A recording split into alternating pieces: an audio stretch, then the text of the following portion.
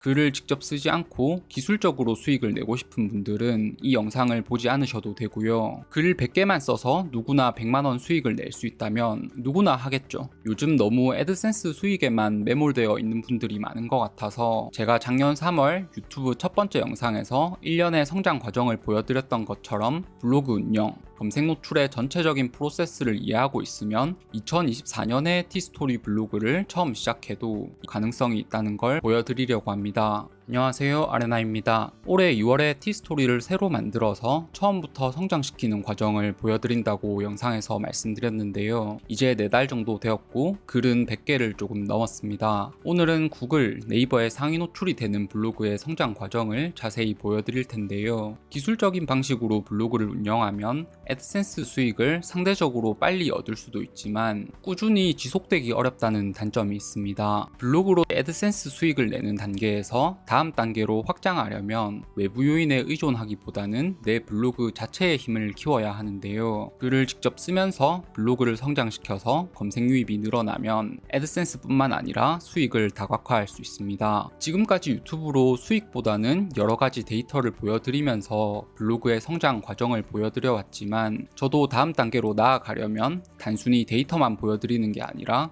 SEO 아레나 필명으로 공개된 블로그와 글을 보여드릴 수 있어야 한다고 생각했습니다. 구글과 네이버의 알고리즘이 점점 신뢰도 높은 블로그에 노출을 강화하는 방향으로 가고 있기 때문에 블로그마다 글에 노출되는 수준의 양극화가 심해지고 있는데요. 요즘 네이버 서치 어드바이저에 글 수집 요청을 해도 계속 수집 보류가 되거나 유입이 점점 줄어들어서 고민하시는 분들이 많을 겁니다. 어떤 블로그가 노출이 줄어든다는 건 반대로 어떤 사이트는 노출이 늘어나고 유입이 증가한다는 겁니다. 실제로 제 블로그 중 하나의 데이터를 보면 5월부터 이렇게 유입과 노출이 200% 이상 증가하고 있습니다. 정보성 글은 검색 엔진의 AI가 점점 대체하고 있고 사람이 쓴 글과 AI로 작성한 글을 판별하는 로직도 점점 강화되고 있기 때문에 이런 트렌드를 인지하지 못하고 자동화로 수익을 내려고 하면 블로그를 하면서 꾸준히 성장하는 게 아니라 디지털 노예가 될 수 있습니다. 글 몇 개 쓰면 구글, 네이버에 노출될까요? 어떻게 하면 방문자를 늘릴 수 있을까요? 하고 질문하시는 분들이 많은데요.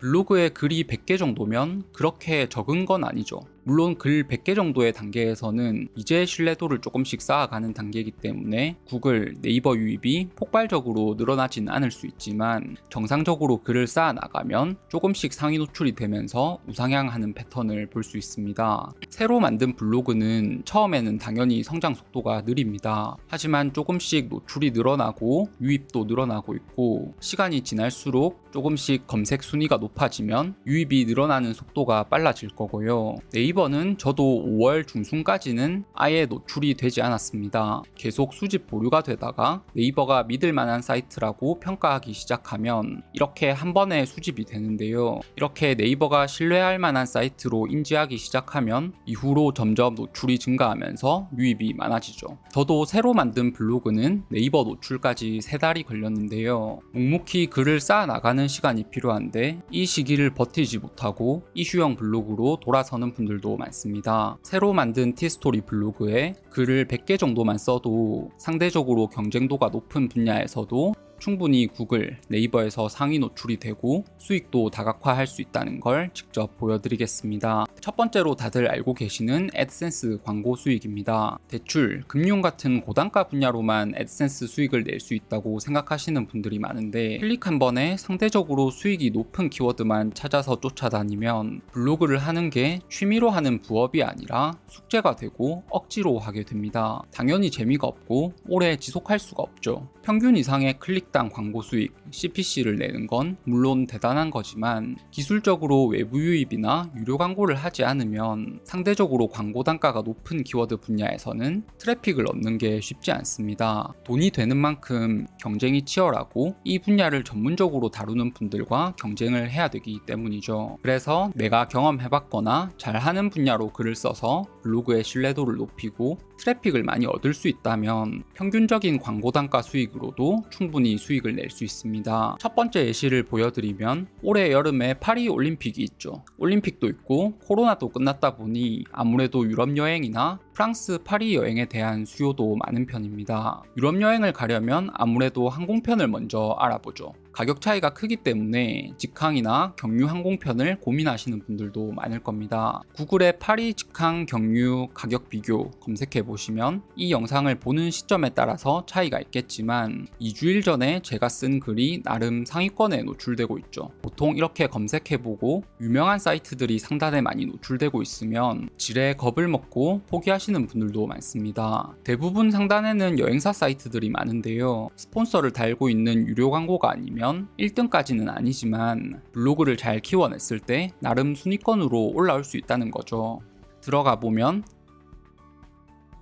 이렇게 항공사들의 광고도 나오고요. 좀 내려보면 이렇게 나오죠. 가장 이상적인 건 자발적으로 광고를 클릭해서 사이트에 접속하고 광고주가 홍보하는 서비스, 상품을 구매하는 거죠. 억지로 본문에 광고를 많이 넣거나 실수로 광고를 클릭하게 유도하면 광고주의 사이트에서 금방 이탈할 가능성이 높고 내 블로그에서도 빨리 이탈할 가능성이 높아집니다. 그러면 내 글을 본 사용자의 만족도가 낮아질 거고 검색 순위가 조금씩 내려가면서 방문자도 적어질 겁니다. 당연히 수익도 감소할 수밖에 없죠. 단순히 광고를 많이 넣는다고 해서 수익이 비례하게 증가하는 건 아니기 때문에 광고는 적절한 위치에만 사용해 주시는 게 좋습니다. 한 가지 예시를 더 보여드리면 키워드 공부를 좀 해보신 분들은 아시겠지만 나름 고단가 키워드 중에서 자동차 분야를 빼놓을 수가 없죠. 상대적으로 수익이 높은 자동차 관련 키워드 중에 경쟁도 높은 키워드는 렌트카 종류가 있습니다. 구글에 제주도 렌트카 도라루팡 검색해보시면 요즘 렌트카 가격 비교 사이트 중에서 가장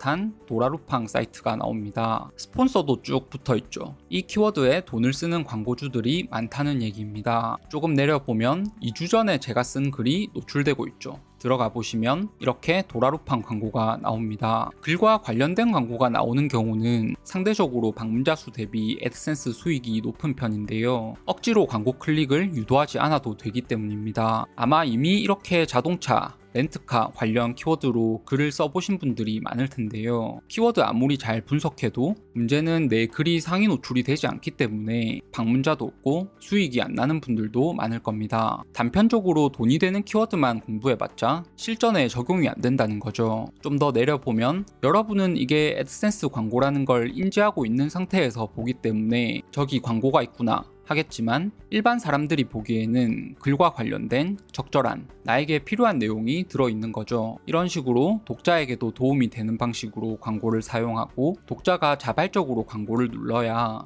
광고주에게도 좋고 블로거에게도 결과가 좋습니다. 물론 항상 도라루팡 광고가 나오는 건 아니고요. 최근에 여행 관련 검색을 많이 한 분들께는 애드센스에서 여행 광고를 띄울 거고 다른 주제에 대해서 검색을 많이 하셨다면 관련된 광고를 띄워줄 수도 있습니다. 어쨌든 중요한 건 내 글이 노출이 되어야 방문자도 있고 지속 가능한 수익을 얻을 수 있다는 거죠. 두 번째로는 제휴 마케팅입니다. 블로그 제휴 마케팅 하면 보통 쿠팡 파트너스를 많이 하시죠. 쿠팡 파트너스 말고도 제휴 마케팅은 아주 다양한 종류가 있습니다. 이것도 잘 사용하면 돈이 된다는 걸 이론적으로는 알고 계실 텐데요. 실제로 해보신 분들은 아시겠지만 제휴 마케팅을 잘못 사용하면 검색 포털에서 상업적 블로그로 인식돼서 수익은커녕 구글, 다음, 네이버 가릴 것 없이 저품질이 되면서 블로그가 아예 노출이 안 되죠. 특히 블로그의 신뢰도가 낮은 상태에서 쿠팡 파트너스를 사용하면 워드프레스, 네이버 블로그,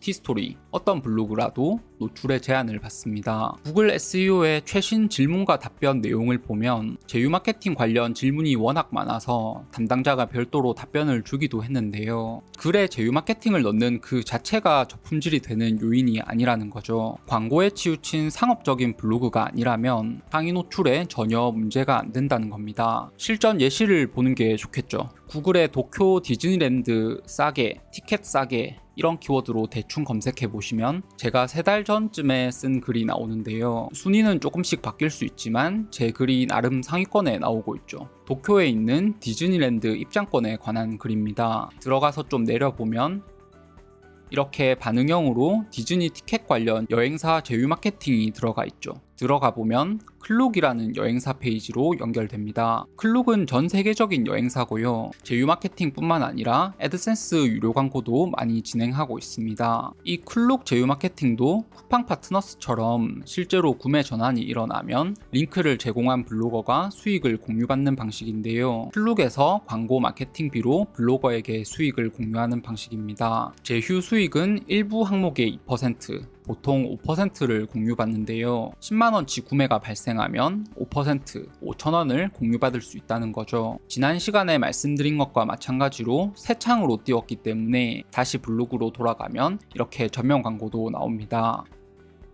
밑으로 내려가면 이런 식으로 도쿄 관련 상품도 추천해 줄 수 있죠. 중요한 건 이렇게 제휴 마케팅 넣어서 최대한 수익을 뽑아내려고 하는 게 아니라 글 제목에 맞는 유익한 정보를 잘 정리해서 독자에게 제공해야 한다는 겁니다. 여기서 욕심내서 버튼의 현재창 전환 사용하고 어떻게든 제휴 마케팅 페이지로 이동시키려는 데만 집중해서 글의 내용 구성이 부족하면 독자들이 금방 이탈하겠죠. 그러면 마찬가지로 검색 순위가 밀리면서 아무도 보지 않는 악순환이 반복될 수 있습니다. 하지만 제휴 마케팅도 잘 사용하면 이렇게 상위 노출이 되는데 전혀 문제가 없죠. 네이버에 똑같이 검색을 해봐도 마찬가지로 나름 상위권에 노출되고 있죠. 제휴 마케팅은 잘못 사용하면 블로그가 저품질이 될 수 있지만 원리를 제대로 알고 사용하면 애드센스 수익 또는 그 이상의 수익을 낼 수도 있습니다. 이전 영상에서는 직장인 키보드 추천, 쿠팡 파트너스를 넣어서 제휴 마케팅 수익을 얻을 수 있는 것도 보여드렸고요. 한 가지 더 보여드리면 이제 여름철이죠. 구글에 전남, 전라남도, 인피니티 풀 추천 검색해보시면 제가 최근 한 달 이내에 쓴 글이 노출되고 있죠. 들어가서 내려가보면 이렇게 숙박 관련해서도 제휴 마케팅을 넣을 수 있습니다. 아마 이런 계절용 키워드를 몇 달 전부터 미리 쓰시는 분들도 계실 텐데 아무리 미리 써봤자 단지 인기 있는 키워드만 잘 쓴다고 해서 상위 노출이 되진 않죠. 기술적으로 키워드를 접근하기보다 내가 잘 쓸 수 있는 주제의 글에 대해서 더 신경을 쓰시는 게 오히려 결과가 좋을 수 있습니다. 마지막으로는 브랜딩을 통한 수익입니다. 티스토리 블로그의 2차 도메인을 사용하는 가장 큰 이유는 하위 도메인을 만들어서 이슈 블로그로 활용하려는 분들도 있겠지만 티스토리라는 블로그에 종속되는 게 아니라 나만의 도메인을 가질 수 있다는 거죠. 가끔 블로그 관련해서 상담을 해보면 이미 팔만한 무언가를 가지고 계신 분들도 있습니다. 내가 잘 하는 분야에 대해서 정리해서 전자책을 만들었거나 썸네일 만들기, 상세 페이지 제작 같은 서비스를 제공할 수 있는 분들도 계신데요. 유료 강의, 유료 자료라고 하면 무조건 부정적인 인식을 가지고 계신 분들도 있는데 내가 잘 하는 분야에서 팔만한 무언가를 만들어 보는 경험은 정말 가치 있는 일입니다. 포장만 그럴듯하게 하고 막상 까보니 알맹이가 없으면 곤란하겠죠. 하지만 여러분도 첫 번째 부업은 블로그 애드센스로 시작하지만 언젠가 그 다음 단계를 보고 계실 거라고 생각합니다. 정말 양질의 자료, 좋은 강의를 만든다고 해도 플랫폼에 등록만 해놓는다고 해서 팔리지 않거든요. 그렇다고 유료 광고를 계속 돌릴 수도 없고 유튜브를 하기엔 상황이 여의치 않을 수도 있죠. 내가 관심 있는 분야로 글을 쌓으면서 블로그를 성장시키면 내 상품을 자연스럽게 홍보할 수 있는 막강한 수단이 됩니다. 제가 올해 2월에 만든 이 SEO 아레나라는 필명의 블로그는 티스토리, 애드센스 관련 내용을 하나의 주요 카테고리로 다루고 있죠. 구글에 1일 1포스팅 검색해보시면 제가 3달 전에 쓴 글이 있고 조금 아래에는 1년 전에 작성한 글이 있습니다. 제 글이 마음에 드신 분들은 이렇게 다른 글도 보거나 저를 소개하는 프로필 링크를 볼 수도 있겠죠. 이런 식으로 내 블로그가 외부적인 요소에 의존하는 게 아니라 자체적으로 노출되는 힘을 가지면 활용할 수 있는 수익화 수단이 다양해집니다. 애드센스 수익 현실이라거나